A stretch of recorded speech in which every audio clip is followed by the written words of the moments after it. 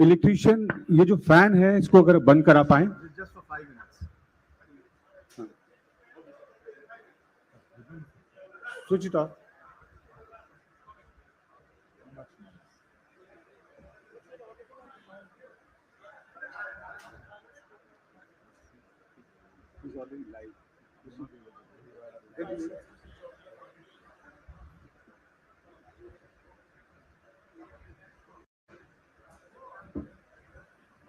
Good morning to all of you.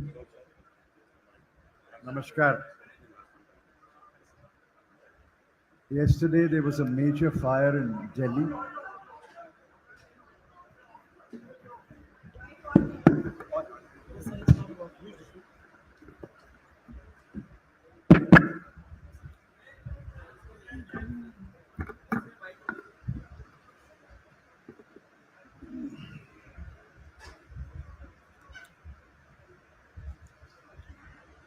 Good morning to all of you. Namaskar.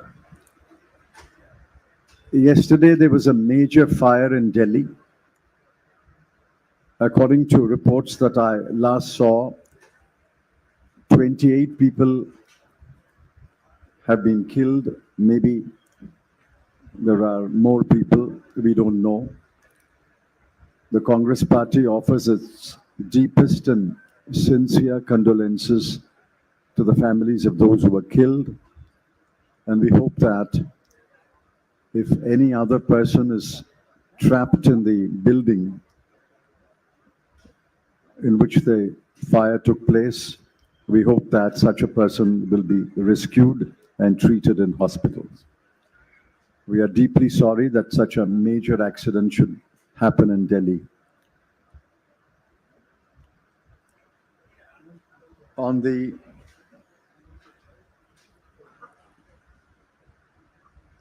press conference today, I have, as usual, an opening statement. A copy of the opening statement will be sent to you by email shortly after I complete my statement and this press conference is over. I'm told by my friend Pranab that hard copies also will be distributed. So let me read my opening statement, and then we will take questions for a few minutes.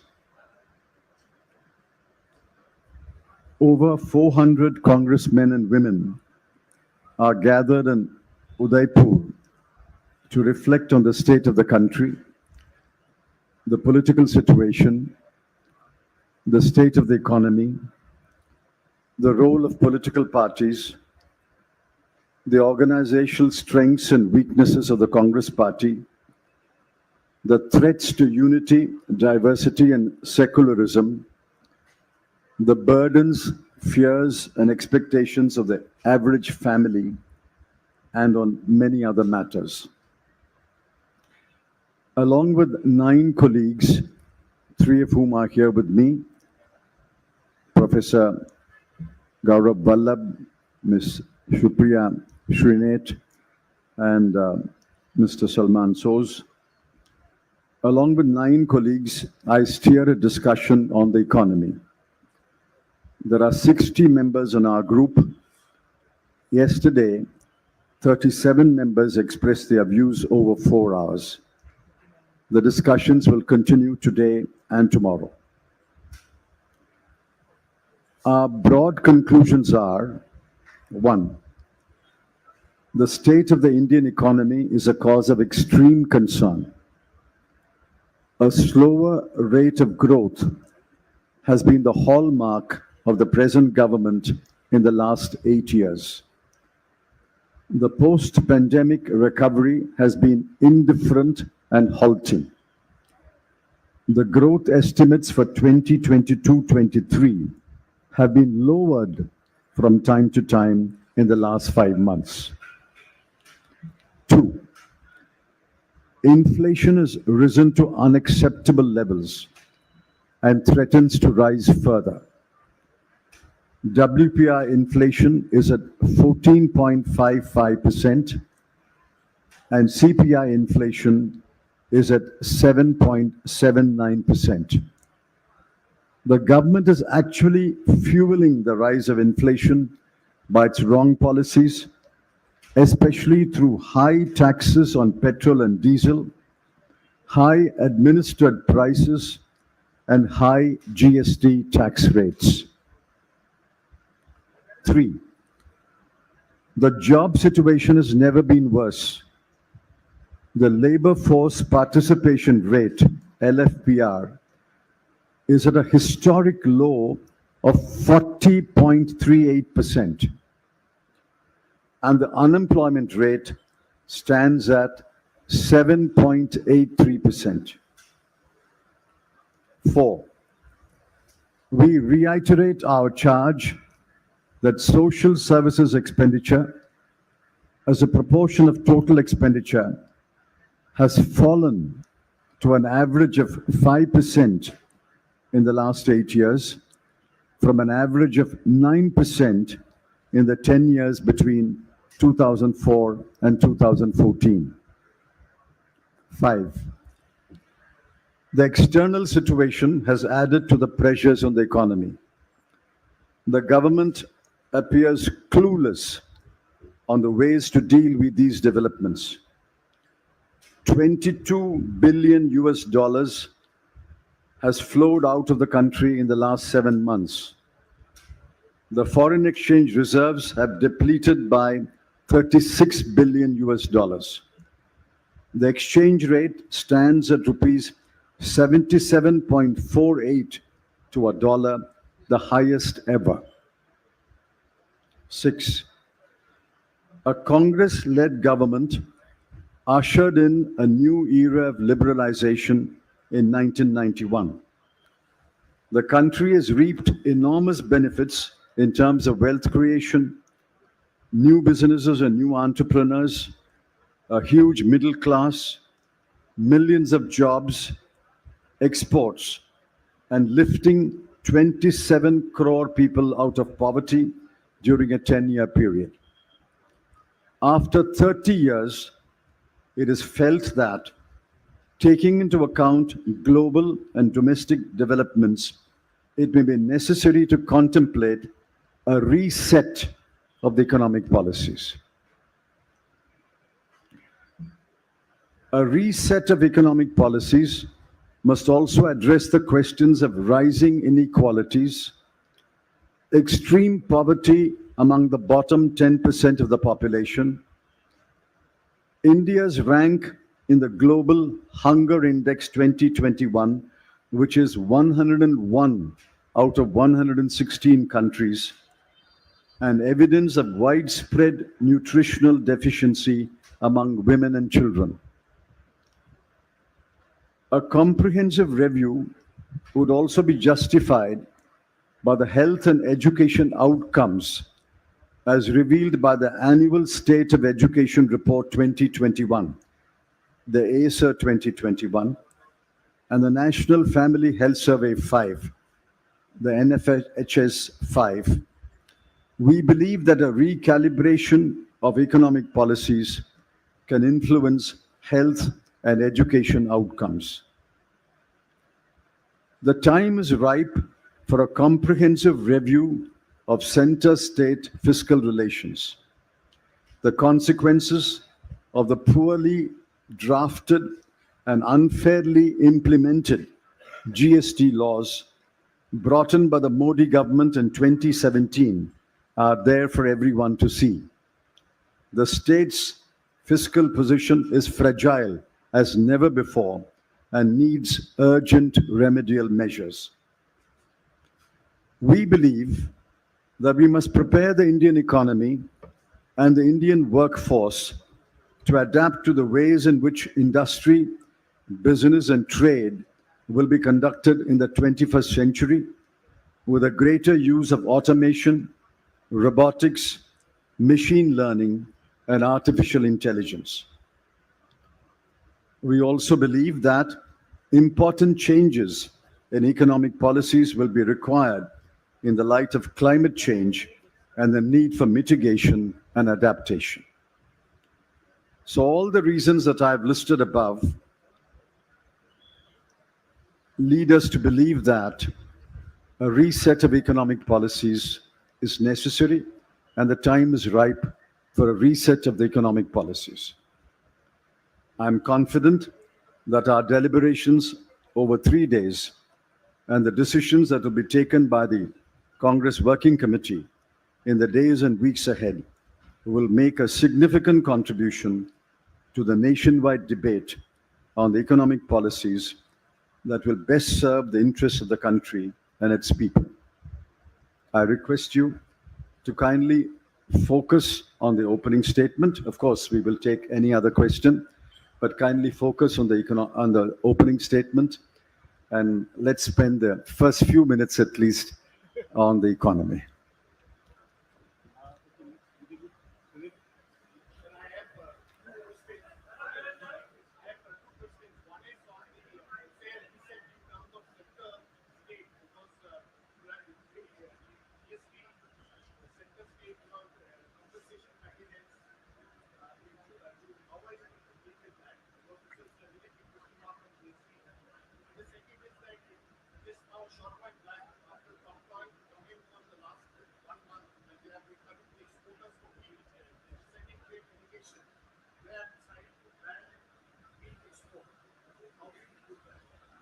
They have decided to ban wheat exports. On the GST, we believe that the compensation period of 5 years that will expire on 30th of June 2022 must, and there is no quibble on that, must be extended.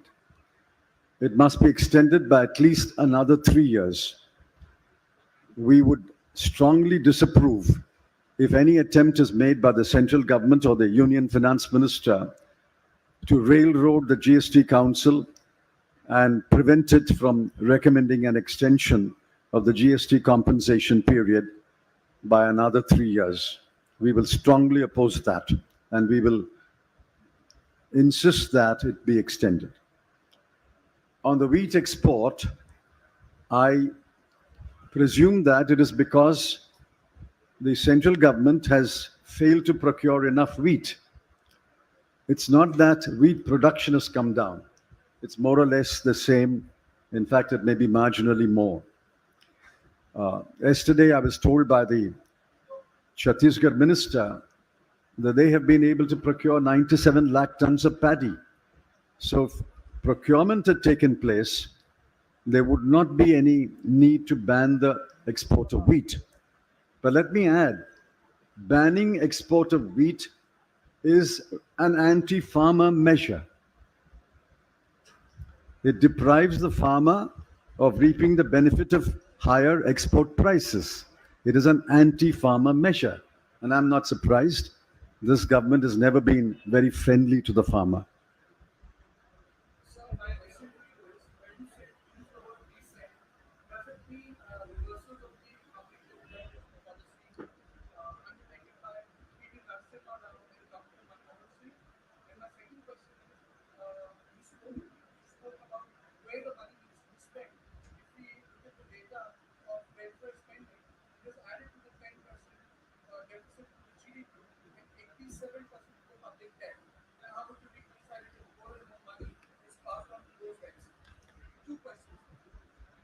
You know better than I do that reset is a different word and review or reconsider is a different word.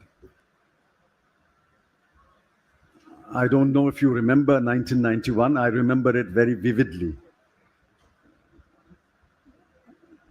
I have first-hand experience of the policy making of 1991. But we are now 30 years down the road. The world has changed. India has changed. A reset means taking into account global and domestic developments and fine-tuning the policies that have obviously given us benefits. But clearly, a time for reset has come. On your second question, it's highly technical. I'm not sure how many in your audience would be interested in that. There is a fiscal deficit. But that fiscal deficit includes what you spend on social services. You can't say social services expenditure adds to the fiscal deficit, which adds to the public debt.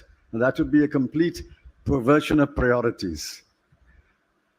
A fiscal deficit is made up of all expenditure minus all revenues. One expenditure is social services. The prudent and wise approach is to fix the priority for social services expenditure. And in our view, if 10% of the bottom of India is in extreme poverty, and our rank in the global hunger index is 101 out of 116, these are clearly indicators that we must spend more on social services. Hello. We're giving you a say- Request everyone to use the mic so that others in the hall can hear your question. Supriya. Good. So the question is that you have said in your opening remark that inflation is fueled by the government also. The government is fueling the inflation. But one of the reasons which is coming from the other side is that there is war going on between Russia and Ukraine. And that is why there is an impact which has led on the oil prices, which has led to this inflation. What's your take on this entire narrative, which is that because there is a war going on, that's why there's an impact on the domestic or the Indian economy also? It's a lame excuse. India cannot blame the rise in oil prices as a reason for this high inflation. This high inflation, this inflationary trend was noticed even pre-Ukraine war. The high fuel taxes, the high administered prices, say, on cooking gas, and the high GST rates all predate the Ukraine war. Next, they will say Mr. Putin asked us to impose these taxes. That's rubbish.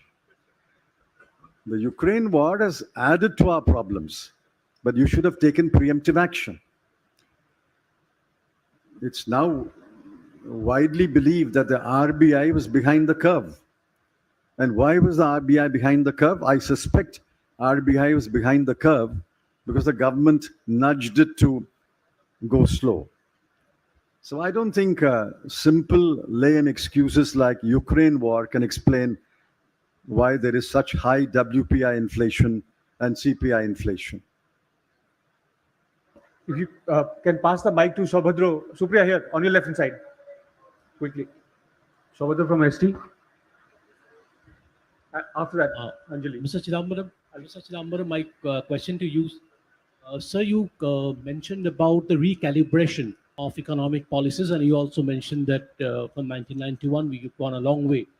So, would you like to tell us one or two examples of what you think that specific policy interventions or amendments of the policy which are required now? I wish I could tell you, but I can't, because deliberations are underway, and deliberations must be followed by decisions. The deliberations are in a group of 60 persons, and the decisions have to be taken by the Congress Working Committee. So I wish I could tell you, but I'm sorry, until the decisions are taken, I can't tell you. I can only tell you our thinking. Our thinking is 30 years down the line, while we acknowledge that we have reaped enormous benefits as a result of liberalization, we take into account global and domestic developments and reset our policies for the next 10, 20, 30 years. Anjali from UNI. Hi, After that, sir. Sanjeev Chopra. So price rise definitely is the biggest challenge in front of. So inflation is today definitely the biggest challenge for people. But apart from that, there are a lot of things, as you said, which are wrong with economic policy, which have led to this situation. But when it comes to the people, mostly they do not understand economic policies and matters. So my question is that would you also be doing something to take this message of what is wrong with the economy to the people? Well, if the message has not reached the people, we plead guilty, but we also plead guilty on your behalf. We are collectively guilty. So, well, allow me to plead guilty on your behalf also. So, if you cooperate with us, we can take the message to the people. The people I meet in my village or town feel the pinch of inflation. It's not yet become a large protest, but it will become. If inflation continues to rise at this rate, it will become a large protest.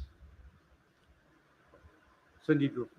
Sir, you've talked about, you stressed on reset of the economic policies, keeping into consideration the latest global and global trends.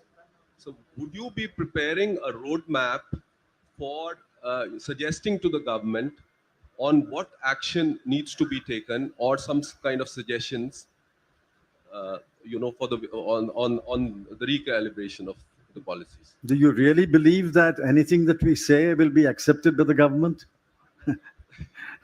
If you are an optimist.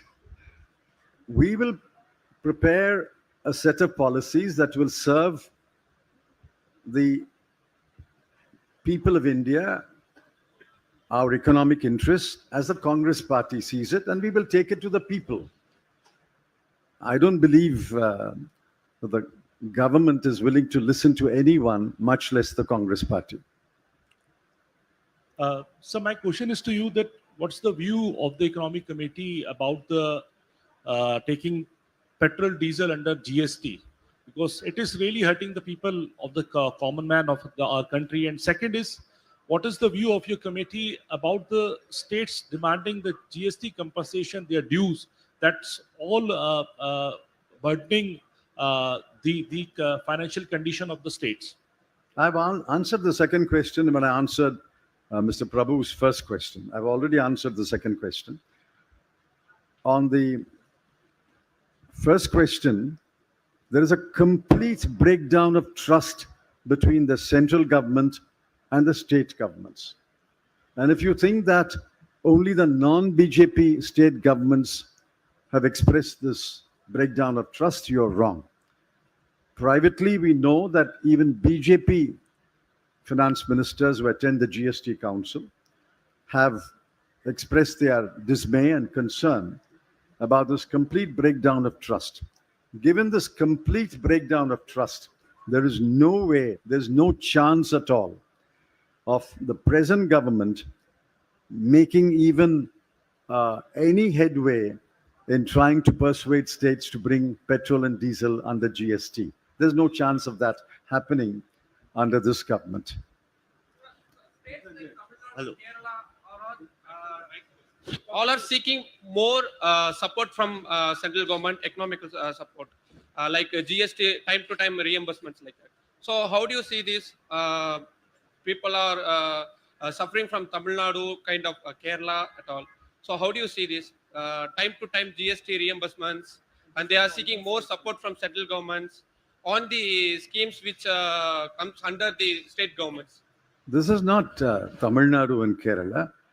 78,704 crores are pending from the central government to the state governments as on 31/3/22. Let me repeat that number. Rupees 78,704 crore is pending. We are already in the middle of May, and this amount has not been paid.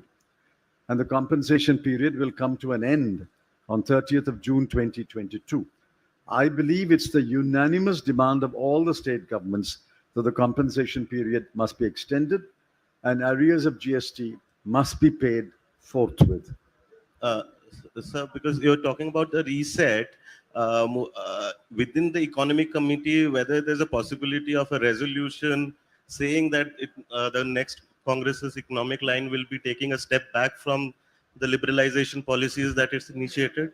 You're And- completely wrong. I'm sorry to interrupt you. We Yeah. are not stepping back on liberalization. We are stepping forward post-liberalization.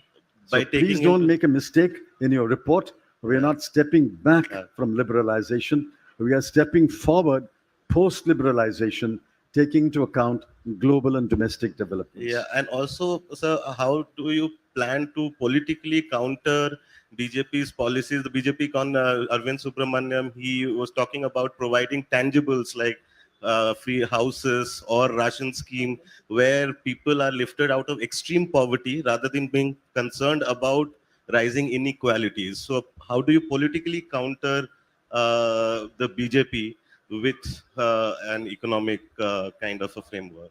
Rising inequalities and extreme poverty are not contradictory. Extreme poverty is one of the effects of rising inequalities. Anyway, I don't want to elaborate on that. Remember, there was an India Shining campaign in 2003, 2004. We were able to take our message to the people and roundly, soundly defeat the India Shining campaign. What the Modi government is doing is another repeat of an India Shining campaign. And we are confident that when the Congress Working Committee deliberates after the Shivir and takes the appropriate decisions, we will be able to put forward an economic program that will appeal to the people and will defeat the hype and the hyperbole and the exaggeration of the Modi government. Sir, as you stated eloquently about the dire state of economy, Just keep the mic closer to you. dire state of economy, do you fear that Sri Lanka-like situation emerge in India also? Now, I don't wish it, nor do I fear it. We still have a democratic process, although attempts are made by the Modi government to suppress voices in parliament and outside. We still have a democratic process. And I don't wish a Sri Lanka kind of crisis here. I don't fear a Sri Lanka kind of crisis here. But the democratic opposition must be allowed to speak and protest. Sir, one more thing. Sir, we'll take another question, sir. We'll come back to you. Sir this is Somnath Roy from Sambad प्रतिदिन sir There. Sir एक तरफ तो ऐसा महंगाई बेरोजगारी ऐसे बहुत सारे मुद्दे हैं, लेकिन उसके बावजूद ये जो एक के बाद एक स्टेट्स का जो रिजल्ट आ रहा है, क्या आपको क्या लगता है कि आपके तरफ से क्या जनता के तरफ कोई मैसेज नहीं जा पा रहा है या जनता समझ नहीं पा रहा है, इसको ठीक करने का उपाय क्या है? But this is a very general question. I've said that the people feel the pinch of inflation, of loss of jobs, of non-creation of jobs. People feel the pinch. You talk to families, the families feel the pinch. When I was in Goa and I did some house-to-house campaigning, every other house, and I'm not exaggerating, in every other house, the plea was, I have a son, I have a daughter, I have a nephew who's educated, does not have a job. Can you help us find a job? So they feel the pinch in their daily lives. Therefore, I think we are right in our assessment of the mood of the people, and therefore we are pleading for measures to alleviate their burdens and misery. Premanshu, Shil Manoj, and then Janendra and Vikrant. Sir, yesterday Congress President talked about this permanent state of polarization. So how will you ensure these economic issues get its focus in this situation? And secondly, sir, yesterday in your group, Rahul Gandhi participated. Can you share his views? No, Mr. Rahul Gandhi was present. He didn't participate in our discussions. Pranavji, what do you say about economic issues? See, it's for the people to decide what is more important. In my view, the fact that over 50% of women are anemic, a large proportion of children are anemic, stunted, and wasted, that should hit us rather than should somebody eat halal meat or jatka meat. Somebody is complaining about the decibel level of loudspeakers. These issues can be addressed in normal administrative course. But the fundamental issue is extreme poverty among 10% of the people, in my assessment, hunger, nutritional deficiency, poor learning outcomes, and poor health outcomes.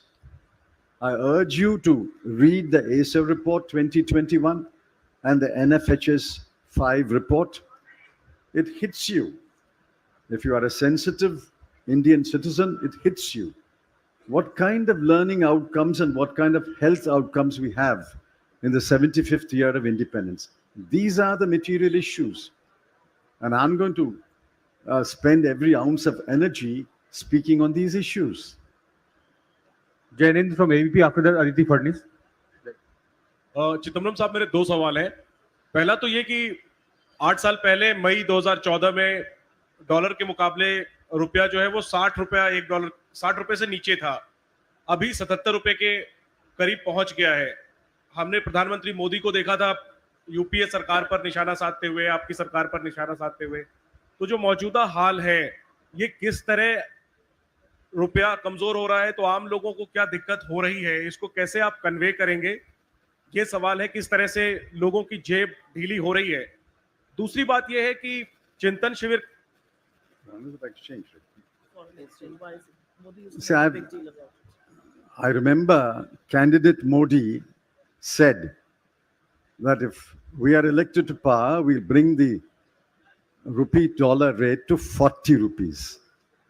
And the late Miss Sushma Swaraj also said that in several meetings. It was, of course, a completely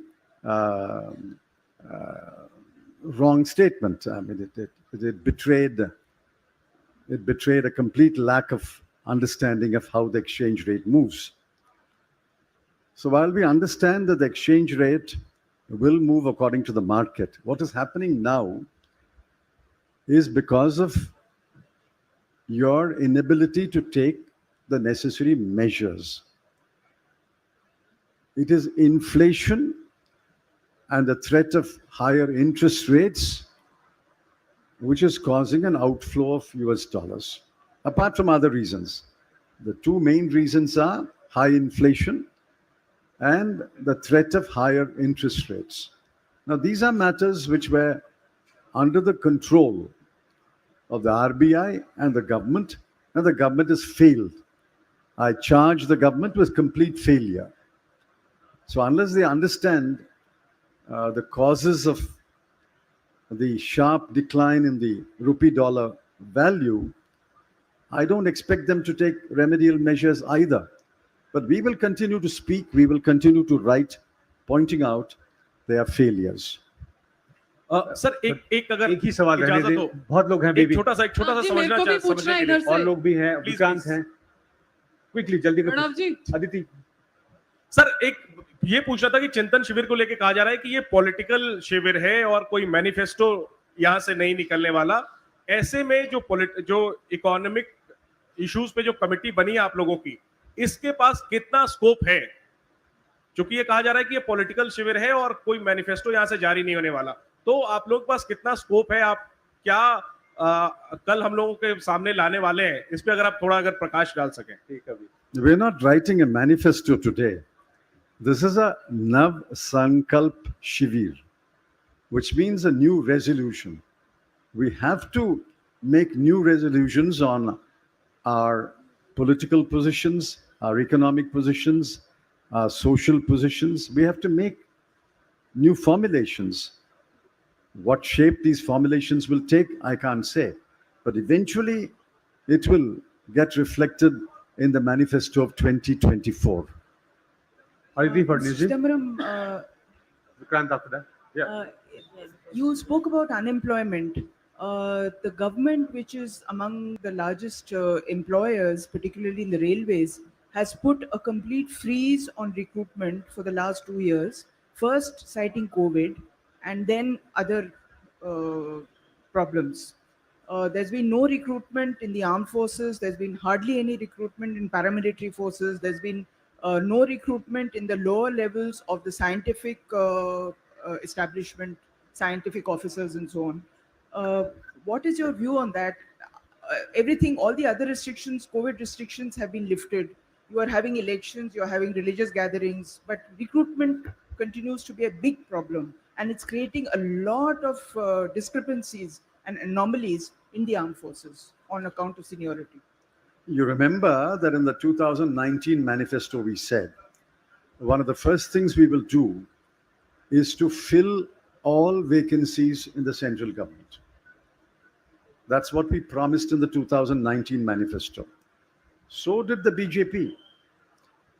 But since 2019, now we are in 2022, the number of vacancies has actually increased. In railway and paramilitary, the number of vacancies has increased.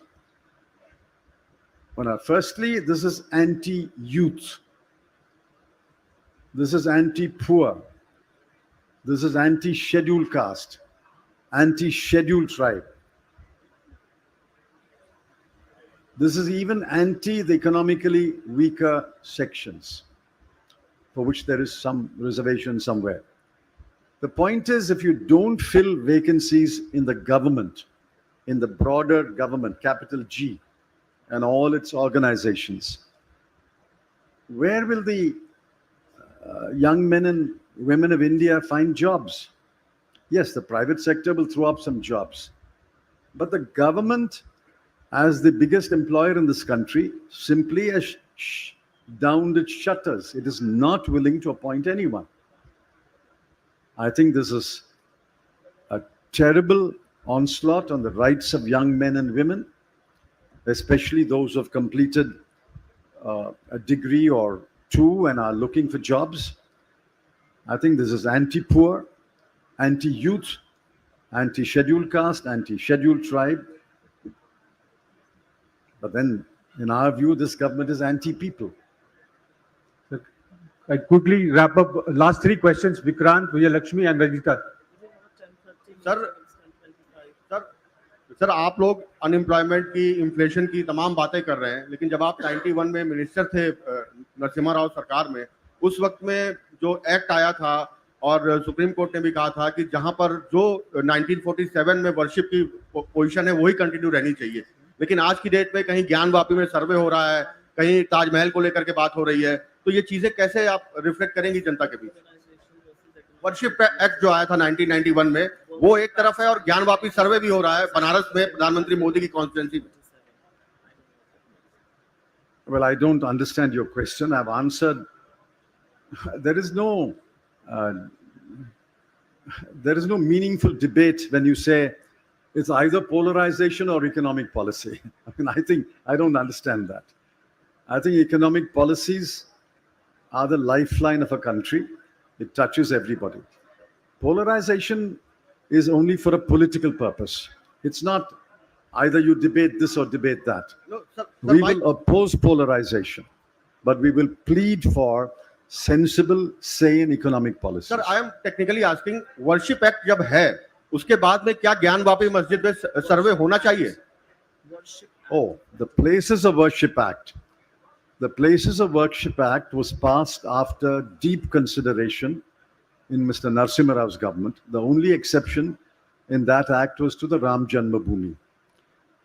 We believe that all other places of worship should remain in the status they are and they were. We should not make an attempt to change the status of any place of worship. That will only lead to huge conflict, and it is to avoid such conflict that the Narasimha Rao government passed the Places of Worship Act. Vijayalakshmi, last question. And sir, I just wanted to ask. She's already asked one. Yeah, two of them. Sir, ever since the Modi government has come to power, economy has been one major focus of opposition, especially of Congress party. You've been attacking and alleging that this government has failed on that front. But despite that, in terms of electoral politics, it hasn't, brought anything in terms of electoral politics. You've only been losing elections. Is there something wrong with your communication policy that you've not been able to communicate it to your electorate, the failure of the government? And if it is so, Is Congress party mulling or discussing all that in the shivir in your committee that has been formed? How to communicate effectively to your electorate or to people? You're right. If we have failed to communicate to the people the distress, the distressful situation in which the country's economy is, yes, we admit that. We should sharpen our communication skills. We also request your cooperation and support in conveying the messages. Ranjita. हाँ sir यहाँ party हाँ, go ahead. आवाज आ रही है? आ रही है. आप party और देश के अलग अलग चीजों पर चिंता करने के लिए आए हुए हैं. सवाल ये कि जो जम्मू कश्मीर में हो रहा है, कश्मीरी पंडित की वहां हत्या हो गई और उसके बाद उनकी कम्युनिटी जो है वो जम्मू कश्मीर के एडमिनिस्ट्रेशन के खिलाफ वहां धरना दे रही है. किस तरह से आप इसे देखते हैं?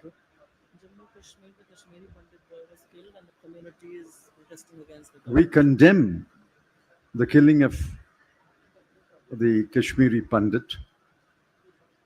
We think that killing is not an answer to any problem. There are genuine issues in Kashmir. They must be addressed having regard to the history of Kashmir, the history of the accession of the state of Jammu and Kashmir to India, and the developments in the last 75 years.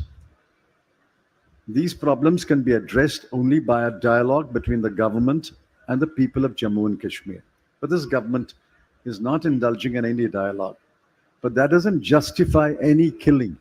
The Congress party is opposed to any killing by militants or indiscriminate killing by the security forces or religious hatred prompted killings.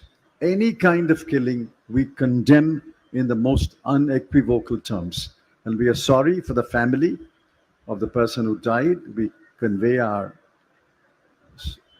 deepest condolences, but we condemn in unequivocal terms any kind of killing.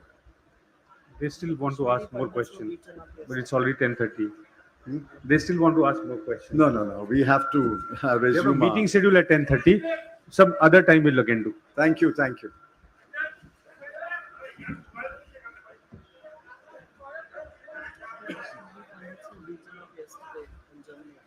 And then we signed